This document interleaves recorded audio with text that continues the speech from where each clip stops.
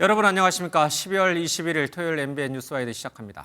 12.3 내란 사태를 수사하고 있는 공조수사본부가 윤석열 대통령에게 성탄절인 25일 오전 10시에 출석을 하라고 통보했습니다. 공조본이 두 번째 출석 요구서를 보낸 건데 윤 대통령이 출석을 할지 안 할지는 아직 미지수입니다. 강전의 국민의힘 법률자문위원 장윤미 전 더불어민주당 법률위 부위원장 나오셨는데요. 관련 영상 먼저 보시고 얘기 나눠보도록 하겠습니다.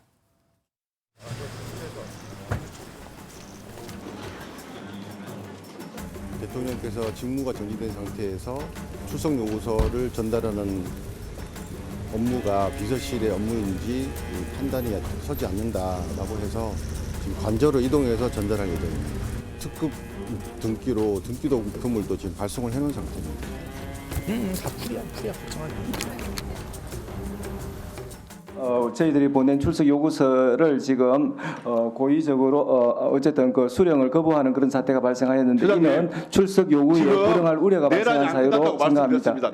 수사진하고 협의해서 체포영장에 의하는 것이 가장 적법 절차에 합하다라는 결론을 내렸습니다. 그에 따라 가지고 요건이 되는지를 지금 검토하고 있으니. 수사 상황들을 먼저 좀 확인을 좀 해보고 여러 가지 얘기를 좀 해봐야 될 것 같습니다. 먼저 이 공조본에서 대통령한테 이제 출석 요구서, 그러니까 이게 원래는 이제 검찰도 수사하고 있고 경찰도 수사하고 있고 검찰도 수사하고 있고 공수처도 수사하고 있고 흩어져 있던 게 이제 정리가 됐어요. 대통령 사건하고 그다음에 이제 이상민 행안부 장관 사건은 고위공직자 수사를 전담하는 이제 공수처로 보냈고 나머지 사건은 이제 공조본이 이제 검찰이 하겠다라고 했는데 그렇게 됨으로써 이제 검찰이 출석 통보하고 이런 거는 이제 사라졌어요, 그렇죠? 네. 공조본, 그러니까 경찰과 뭐 국방부 또 이제 공수처가 중심이 되는 공조본이 이제 대통령에 대한 수사를 전담하게 됐는데 일단 원래 오늘 21일 검찰이 출석하라고 한 거는 이제 사라졌으니까 25일이 이제 남은 거예요. 다음 주 크리스마스. 대통령이 과연 나올까? 일단은 먼저 검찰에서 15일 날 오전 10시에 출석을 하라고 소환 통보를 했었는데 그것이 처음에는 언론에 알려지지 않았었죠. 처음에 소환 통보를 보냈던 것은 11일이었다라고 이야기를 하고 있습니다. 15일 날 오전 10시에 대통령 측에서 출석을 하지 않았기 때문에 그날 저녁 무렵에 검찰에서 언론 브리핑을 통해서 오지 않았다라는 것을 알리고 그리고 2차 소환 통보를 하겠다라고 했었죠. 그리고 그게 이제 20일이었던 것입니다. 근데 그 상황에 있어서 검찰에게 내란죄의 수사권이 있는 것인가에 대한 문제들이 계속 있었고 공수처장과 검찰총장이 만나서 일단 대통령과 이상민 전 행안부 장관에 대한 기록에 대해서는 공조수사본부 측으로 그러니까 공수처 측으로 사건을 이첩하는 것으로 그렇게 결정을 하지 않았습니까? 그렇기 때문에 검찰에서 두 차례에 걸쳐 소환 통보했던 것은 지금으로서는 큰 의미는 없다라고 볼 수 있는데요. 근데 경찰 같은 경우에도 기존에 18일에 출석하도록 이야기를 했습니다만 그때 송달이 되지 않았었다. 근데 대통령의 지금 대변인처럼 이야기하고 있는 석동현 변호사 같은 경우에는 18일 날 조사 요구가 있었다는 것에 대해서 명확히 인지하고 있는 것을 언론 인터뷰를 통해서 이야기를 했었거든요. 그리고 경찰에서는 이제 검찰에서 서류를 받은 이후 본격적으로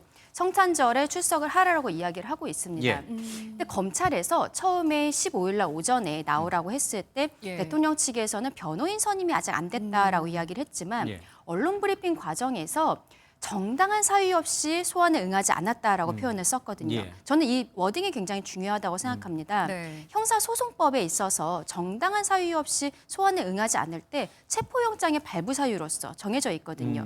바로 그 워딩을 정확히 쓴 것인데 이 상황에 대해서는 대통령이 검찰총장 출신이기 때문에 누구보다 잘 알 것이라고 생각하고 지금 뭐 대통령의 변호인으로 거론되는 사람들도 검사 출신들 중심으로 지금 진행이 되고 있는 상황에서 아마도 곧 소환에 대해서는 응할 것이라고 생각을 하는데 25일 이전에 변호인이 선임이 다 된다면 변호인과 같이 소환에 응하겠지만 지금 변호인 선임이 사실상 잘 되지 않고 있는 것으로 언론에 보도가 되고 있지 않습니까? 그렇다면은 몇 명의 선임된 변호인이라도 25일에 만약에 준비가 안 되어 있으면은 거기에 대해서 협의하는 절차는 거치게 되지 않을까라고 생각합니다. 지금처럼 단순히 서류를 받지 않는다든지 그런 식으로 출석을 가지 않았을 때는 체포영장의 발부 사유도 분명히 법상으로 될 수 있는 부분이 있기 때문에 25일은 출석을 하든지 아니면 안 하게 된다면 변호인을 통해서 다시 일정을 조율하는 과정을 거치게 되지 않을까라고 보입니다. 그러면 이제 제일 궁금한 거는 대통령이 응할지 안 할지는 아직 알 수가 없어요. 근데 만약에 응하지 않게 되면은 공조본이 현직 대통령, 아직은 대통령 파면된 게 아니니까요. 현직 대통령을 체포하는 초유의 일이 한 번도 우리가 본 적이 없는 일이 발생하는데 과연 그 가능성은 얼마나 되는 건가? 지금 열려 있다고 봐야 될 것 같습니다. 지금 짚어주신 대로 형사소송법상 지금 수사기관은 하나하나 근거를 쌓아두고 있는 거예요. 예. 소환에 불응하거나 불응할 우려가 있다는 게 체포영장 발부 사유로 적시가 돼 있습니다. 그렇다면 그냥 우려만이 아니죠. 불응하고 있다라고 보여지니까. 그럼 수사기관이 최근에 공수처장이 국회에 나와서 이렇게 이야기를 했습니다. 만약에 영장이 발부돼서 이 부분을 집행을 하는 과정 중에 있어서 경호처가 막아서거나 물리력을 행사하는 등의 어떤 방어를 하게 된다면 이거 특수공무집행방해로 문제 삼겠다. 예. 직권남용으로도 문제 삼을 수 있다라고 사실상 경고를 했는데요. 기본적으로 대통령 아니면 대통령실이 압수수색의 대상이 되는 경우를 왕왕 저희가 봐왔습니다. 예. 예. 그때는 관련 규정을 보면 보안시설이기 때문에 이 보안시설의 책임자의 사실상의 허가하에 압수수색이 단행되게 돼 있거든요. 그런데 이 인신을 구속 구금하는 절차는 그런 규정이 없습니다. 예. 그러니까 수사기관으로서는 이 부분을 그대로 집행할 수 있는 근거가 있다라고 보여지는 예. 부분이고 대통령실 내지는 대통령 측 또 어떤 이게 경호시설이기 때문에 보안시설이기 때문에 막아설 수 있는 그런 법적 근거 규정도 없는 겁니다. 그렇기 때문에 아마 많은 분들이 25일 날 대통령이 사실상 법적으로 상당히 강경한 입장을 내놓고 있어서 소환에 순수하게 응하지 않을 가능성이 열려 있다라고 보여지는데 예. 그렇다면 수사기관으로서도 2차 이렇게 축적되고 있는 상황 속에서 단행을 안 할 도리는 없는 거고 이게 국민들이 모두 지켜보고 있는 수사의 엄중함 때문에라도 아마 조속히 인신 확보에는 나설 걸로 보입니다. 근데 이제 지금 그 공조본이 만약에 윤석열 대통령이 이번에도 출석을 하지 않으면 체포영장을 청구할 수도 있다. 강제 구인에 나설 수도 있다. 이런 가능성까지 나오고 있거든요. 윤석열 대통령 입장으로서는 만약에 본인이 떳떳하고 당당하다면 지금까지 법적인 정치적 책임을 다하겠다라는 얘기를 지키고자 한다면 네. 스스로 나가서 출석을 받는 것이 더 괜찮다. 이렇게 판단을 할 그렇죠. 수도 있지 않겠습니까? 맞습니다. 법적 정치적 책임을 회피하지 않겠다고 예. 대국민 담화로서 이야기를 했기 때문에 예. 저는 이 부분에 있어서는 서류를 수령하지 않는다든지 이런 형태로 진행이 되어서는 안 된다고 개인적으로 생각을 합니다. 그래서 만약에 어쨌든 피의자의 신분으로서 출석을 하는 것이기 때문에 법적인 조언을 구하고 변호인을 선임할 권리는 당연히 있는 것이지만 예. 거기에 대해서 수사기관과는 충분히 협의가 가능한 부분이거든요. 예. 그런데 지금처럼 서류를 받고 있지 않다라는 것은 만약에 지금 형사 사건에 있어서도 그렇지만 탄핵 심판도 진행이 되고 있지 않습니까? 사실상 박근혜 대통령 같은 경우에는 과거에 수사와 탄핵 심판 절차에 협조하지 않았던 것이 탄핵 예. 결정에 있어서도 굉장히 좀 본인에게 불리하게 작용했다는 예. 부분들이 있거든요. 헌법 수호의 의지가 맞습니다. 없다. 이게 이제 인용문에 나와 있던 맞습니다. 거죠. 그 부분이 있기 때문에 대통령으로서는 지금 또 국헌문란의 목적이라는 것 굉장히 문제가 되고 있는데 본인이 예. 국헌문란의 목적이 아니라 오히려 헌정 질서를 수호하겠다는 의지로서 비상계엄을 선포했다라고 이야기를 하고 있는 상황이고 예. 그렇다면 그 뒤에 이 수사 절차, 탄핵 심판 절차에도 헌법을 수호하는 의지로서 계속적으로 성실하게 해야 되는 의무가 당연히 있는 것이거든요. 예. 근데 여기에 있어서 지금 조금 아까 공수처장 영상에서도 나왔지만 저는 개인적으로 긴급 체포는 좀 어렵지 않을까라고 생각을 합니다. 아, 그런가요? 지금 뭐 김영현 전 장관이라든지 사령관들 같은 경우에는 수사기관은 처음에 긴급 체포를 하고 그 이후에 정식으로 구속영장 발부가 돼서 지금 들어가 있는 상황인데요. 예. 긴급 체포는 법원의 영장을 받을 뭐 시간이 없을 때 그 잡아놓고 48시간 안에 어차피 법원의 영장을 받아야 됩니다. 예. 근데 대통령은 아직까지 직무는 정지되어 있지만 예우는 그대로 받고 예, 있어요. 예. 그래서 경호라든지 이런 것들이 그대로 있기 때문에 긴급 체포가 되었을 때 법원에 영장이 없었을 때는 어떤 물리적 충돌이 있을 가능성이 굉장히 높거든요. 그러니까요. 예. 그래서 지금 공수처장도 이야기한 것이 체포영장 이야기를 하고 있고 체포영장 같은 경우에도 48시간 안에 어차피 다시 구속영장을 받아야 되기 때문에 예. 법조계에서는 처음부터 법원을 통해서 영장실질심사를 통해서 구속영장을 청구하는 경우가 좀 가능성이 있지 않을까라고 체포 보는 단계를 부분들이 있습니다. 건너뛰고. 예, 맞습니다. 예, 그러니까 강 의원님 말씀은 만약에 윤석열 대통령이 이번에도 안 나가게 된다면 나중에 헌법재판소 심판에서 또 이게 불리하게 작용할 수 있기 맞습니다. 때문에 끝까지 버틸 수 있는 상황은 안 될 거다. 본인이 그것을 누구보다 잘 알고 있을 것이라고 생각하고요. 지금 경찰에서 소환하는 것은 헌법재판소의 심리와는 별개로 예. 형사상 피의자의 신분이기 때문에 소환 조사를 받으러 오라고 하는 것인데 예. 여기에 있어서도 본인이 적극적으로 참여하는 모습을 보이는 것이 탄핵 심판에 있어서도 조금 더 유리하게 작용한다는 걸 잘 지금까지 알고 있을 사실 것입니다. 예, 나오지 못하는 이유 중에 하나가 이제 변호인단 선임이 맞습니다. 덜 됐다. 네. 이 부분 때문에 좀 기다려 달라는 식으로 얘기를 했었거든요. 그런데 뭐 어느 정도 구성이 됐다. 네. 이런 얘기도 들리고 있고요. 네. 하지만 지금 어떤 상황까지 네. 왔습니까? 기본적으로 소환에 불응하면서 여러 주장을 윤석열 대통령 측에서 내놨었는데 예. 일차적으로는 아니 공수처에서도 부르고 검찰에서도 부르는데 이게 네네. 중복 아니냐 예. 어디로 나가라는지 이 부분이 명료하지 않다라고 했지만 일단 수사 과정은 단일화가 됐습니다. 이제 공조본으로. 공조본에서 부르는 건 처음이잖아요. 그렇죠. 그러니까 더 이상 그 주장은 할 수 없는 것이고요. 예. 변호인단 구성도 그렇습니다. 지금 석동현 변호사가 대통령의 40년 직위로서 뭐 외신 기자들과 그리고 국내 기자들과도 일문일답을 하지 않았습니까? 예. 이미 대리인의 활동을 하고 있는 게 공지의 사실로 지금 확인이 되고 있는데 선임계를 내지 않고 왜냐하면 그 자리에서도 한 언론인이 묻더라고요. 왜 선임계를 내지 않았느냐?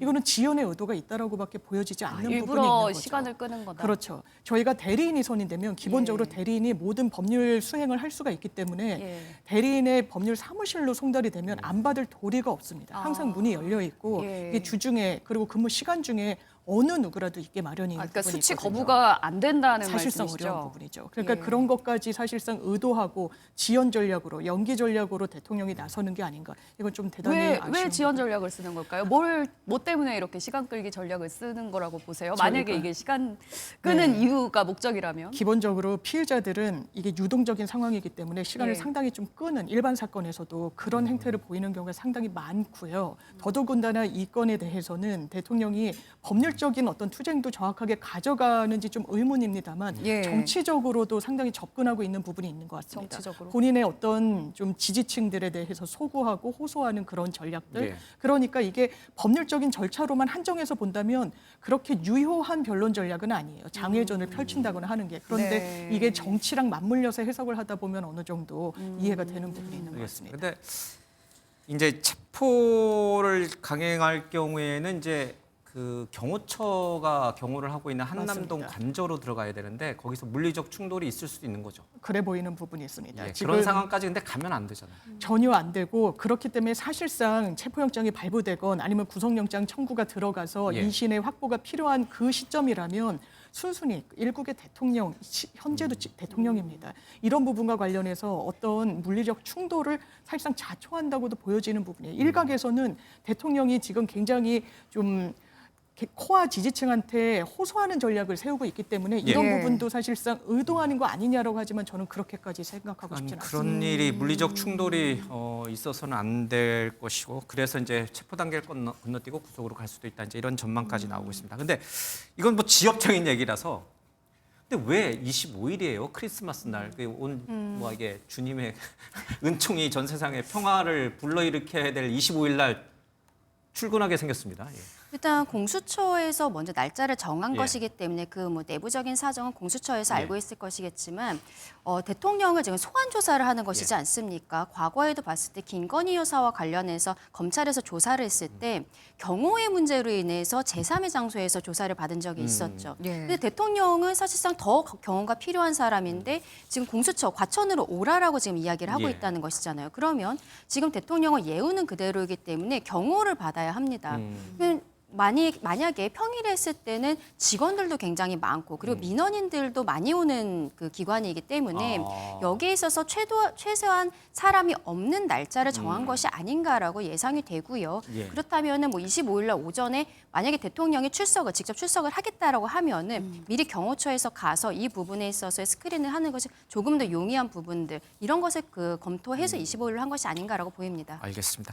자, 대통령에 대한 이 소환 통보가 하나의 또 이슈가 되고 있고 또 다른 한쪽에서는 이제 헌법재판소가 이 재판을 진행을 해야 되잖아요. 현재 변론 심사 기일도 이미 정해져 있고 그런데 대통령 측에서 이제 탄핵 관련 서류를 수치를 안 하고 있습니다. 이 대통령 측 변호인단의 전략이 무엇인지 일단 석동현 변호사의 얘기들을 조금 더 들어보고 두 분 변호사들께 여쭤보겠습니다. 기자회견을 통해서 비상계엄을 선포했는데 정말 이걸 내란으로 본다면 내란을 예고하고 하는 내란을 이 어디 있나? 그만두라고 그만두는 내란이 어디 있나? 대통령의 기본적인 상식적 사고와 국민적 눈높이에서 내란은 전혀 당치 않다는 생각을 윤석열 대통령 내란 사건을 수임하지도 않고 변호를 하고 있는 석동현 변호사, 지금 하고 있는 것은 내란 선전행위에 해당됩니다. 석동현 변호사와 또 국민의힘 관계자들 중에 마찬가지로 현재 벌어지고 있는 이 내란 사태가 내란이 아닌 것처럼 말하고 있는 사람들은 고발 조치하도록 하겠습니다. 저는 이번 계엄 선포와 관련하여 법적, 정치적 책임 문제를 회피하지 않겠습니다. 저를 탄핵하든 수사하든 저는 이에 당당히 맞설 것입니다. 저는 이번 계엄 선포와 관련해서 법적, 정치적 책임 문제를 회피하지 않겠다고 이미 말씀드린 바 있습니다. 그런 사항도 대통령과 변호인 단에서 나중에 정돈한 입장을 말씀을 드릴 것으로 생각합니다. 이 시점에서 어떤 견해를 말씀드리기는 어렵습니다. 등기 좀 받아주세요. 등기를 받아야 법과 원칙이 지켜지는 거 아니에요? 그런 부분에 대해서도 제가 답변할 입장에는 있지 않습니다. 법과 원칙을 말씀하시는 오늘 제가 답변할 입장에는 있지 않습니다. 대통령에 대한 문서 송달 현황은 아직 미배달 상태입니다.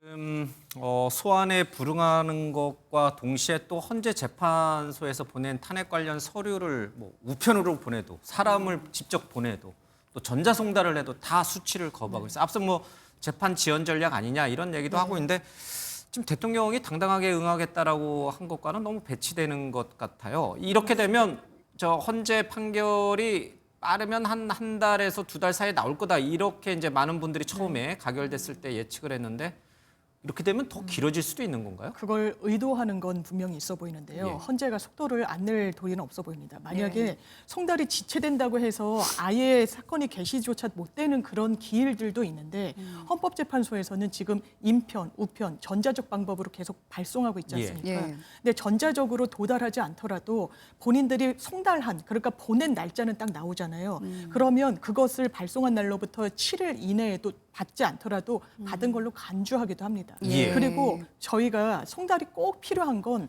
뭐 답변서 제출이나 어떤 이유서 제출이 법적으로 이 제출이 돼야지만 판단을 할 수 있을 때 그런 건데 헌법재판소와 관련한 절차에서는 답변서를 이 피청구인인 대통령이 내는 것이 의무가 아닙니다. 예. 그래서 이미 헌법재판소에서는 이 부분과 관련해서 이 변론 준비기를 지정을 해놓기도 했고요. 기본적으로 헌법 수호 질서와 관련해서 굉장히 중책을 맡은 사람들 그리고 헌법 수호의 관점에서 신속한 판결이 필요한 경우에는 헌법재판소가 상당히 속도를 냈던 전례도 있고 그것이 하나의 기준이기 때문에 이런 의도된 지연 전략이 사실상 헌재에서 받아들여질 가능성은 매우 낮아 보입니다. 그러면 다음 주 월요일 날, 그러니까 23일 날 송달된 걸로 그냥 간주하겠다 이렇게 그렇습니다. 헌법재판소에서 공식적으로 발표할 수도 있네요. 맞습니다. 예. 그러면 앞으로 예정된 변론 준비 기일 이런 것도 이제 차질 없이 진행은 될 수 있다. 이런 말씀이신 일단 것 변론 같은데요. 준비 기일은 27일로 지정이 예. 되어 있는데 답변서를 제출을 하든 안 하든 변론 준비 기일은 계속 진행할 것이다라는 것이 헌법재판소의 입장입니다. 예. 이 준비 기일이기 때문에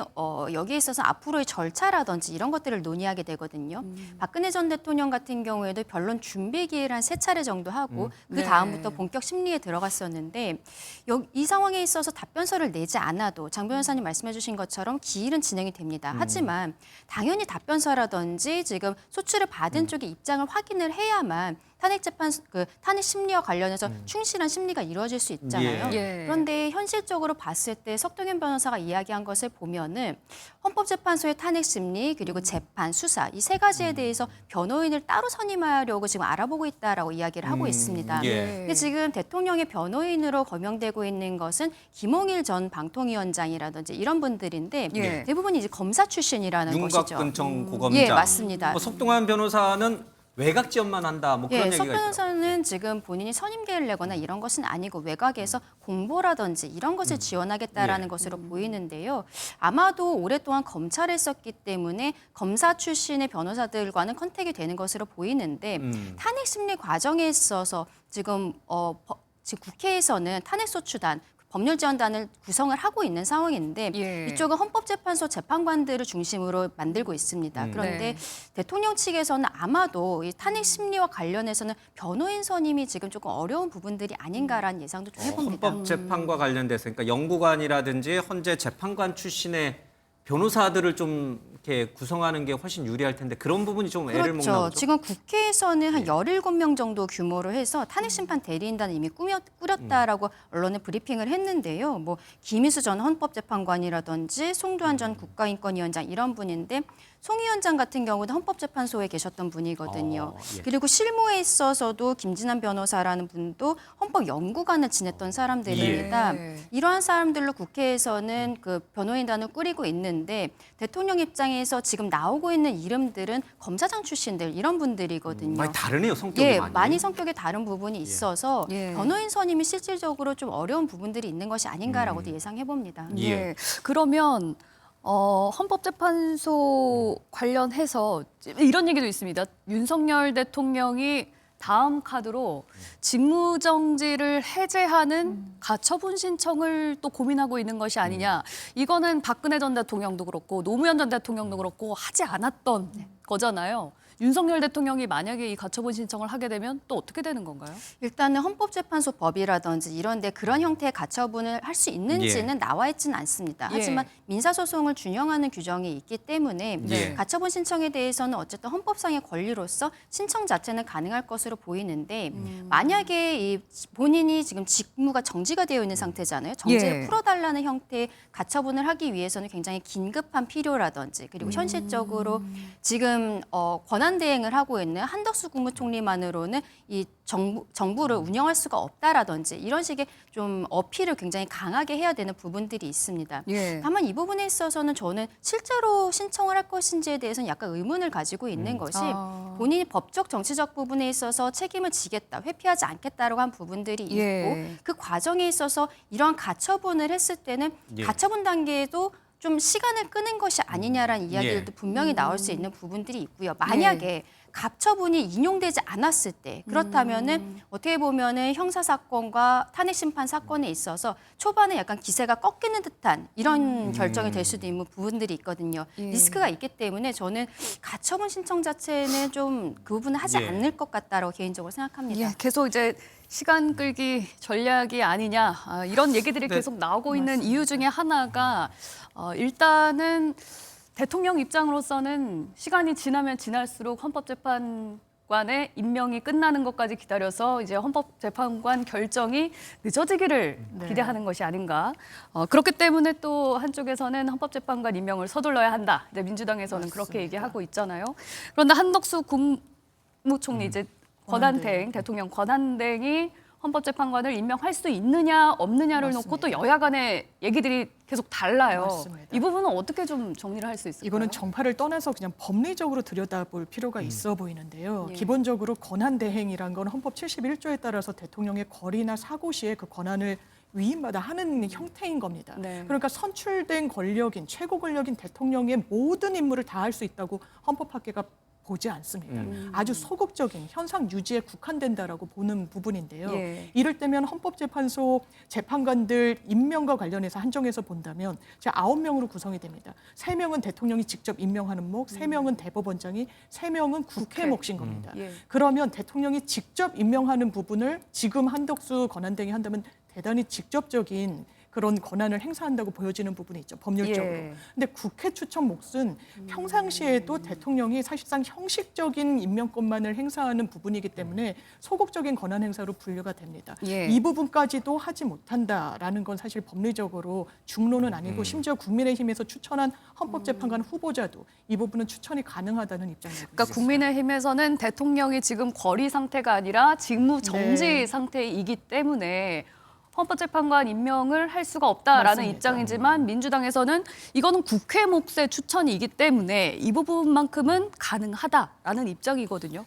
지금 그 권한대행의 권한에 대해서 어디까지인지 명문으로 되어 있는 규정이 없기 때문에 문제가 되는 것이고 과거 박근혜 전 대통령의 탄핵 심판 사건 관련해서는 그때 지금 민주당과 국민의힘이 서로 다른 이야기들을 했던 것도 사실이거든요. 그래서 저는 이 부분에 있어서는 좀 정리를 하고 넘어가야 되는 것이 아닌가라고 생각을 합니다. 조금 아까 장 변호사님께서 헌법재판소 재판관 중에서 국회 추천목 그리고 대법원장 몫에 있어서는 추천된 것을 권한대행 그대로 임명해야 되지 않느냐라고 이야기하시지만 4월 18일이 됐을 때는 문재인 전 대통령이 임명했던 두 분, 문영배, 이미선 재판관도 임기가 끝나거든요.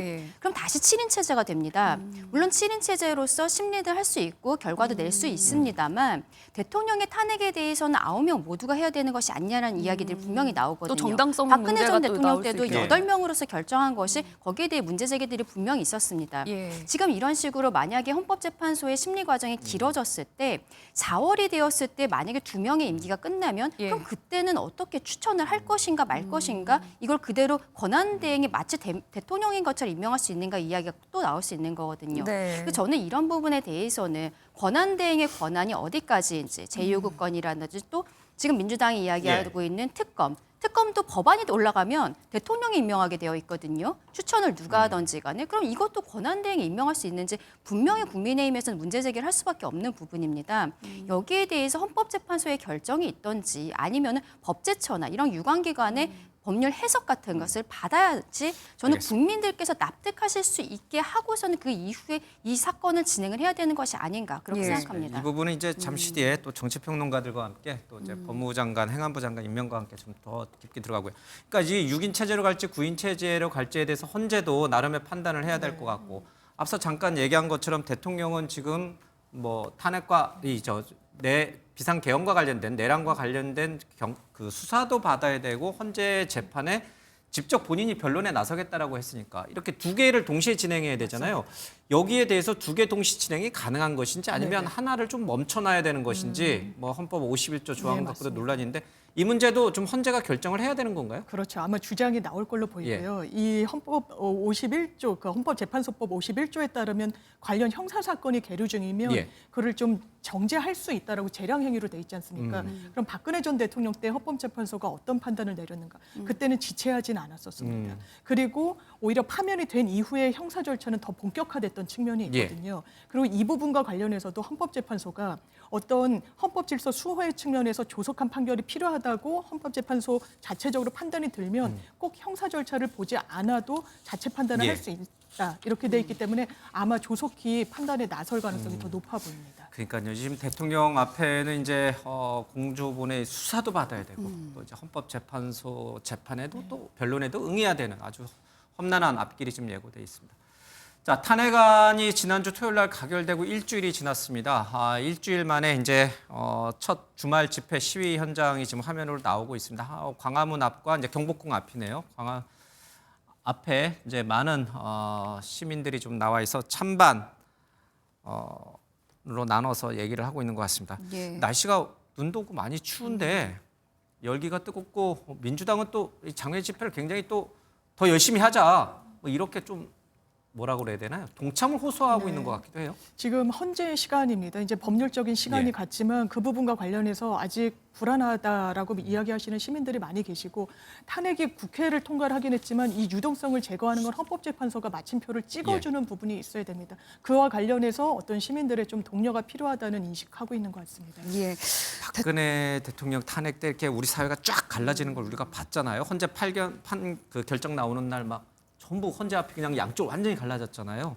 이번도 그에 못지않게 국론이 이렇게 쫙 갈라지나요? 그러면 안 되는데. 저는 그 부분에 있어서 민주당이 어떤 시민들에게 집회를 참여를 독려하는 부분들을 좀 자제해야 되지 않나라고 생각을 합니다. 지금 수사기관들이 수사를 하고 있고 그리고 헌법재판소는 이미 탄핵 심리에 착수를 한 상황인데 여기에 대해서 차분하게 그리고 법과 원칙 그리고 본인의 양심에 따라서 결과가 나올 것을 믿는다라고 이야기하는 것이 오히려 맞지 않나라고 생각합니다.